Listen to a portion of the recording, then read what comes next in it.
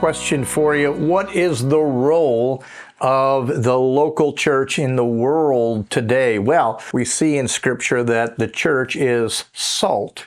Salt gives taste to the tasteless.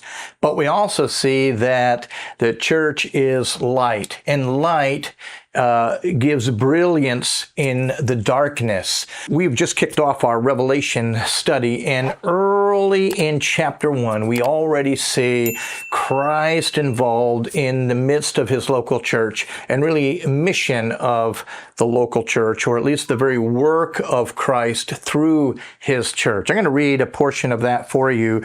Revelation chapter 1. Listen, verse 12. It says this. This is the vision that John received, and he hears this thunderous voice, and it says, I turned around to see the voice that was speaking to me. And when I turned, I saw 7 golden lampstands, and among the lampstands was someone like a son of a man. And we know that this is Daniel's picture of the Messiah.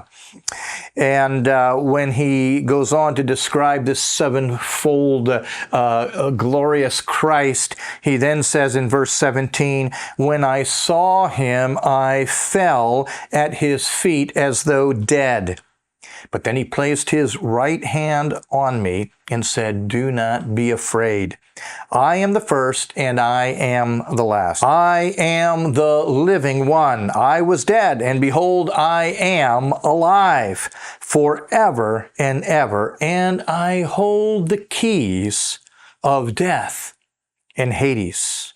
And then he goes on in verse 20, he says this, the mystery of the 7 golden lampstands is this. The 7 lampstands are the 7 churches.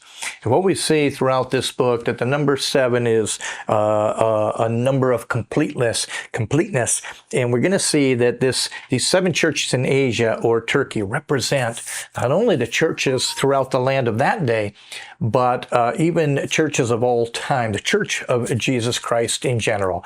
And we're pictured here as what? A lampstand. What does a lampstand do? It gives off light. You know, here at the Union Church, we have this discipleship strategy that starts with being light. Go and sow gospel seeds. Spread the gospel far and wide. Start in your home. Go in your neighborhoods, where you work out, at your workplace. And when people say, you know, why do you love me? Why do you show love to me, someone you don't know? That's when we say, come and see. So the first is this blessing of being light. Let your light shine so that men see your good works, but they glorify God. And when they say, why would you do good to me? You say, come and see. And that's the belonging aspect. It's really important then you take that next step, come and see. And that can be around the dinner table at your home, but it also can be around the table here at the Union Church. Saturday now, October 5th, is going to be our Music on the Green. You know, we're blessed with such a beautiful campus here.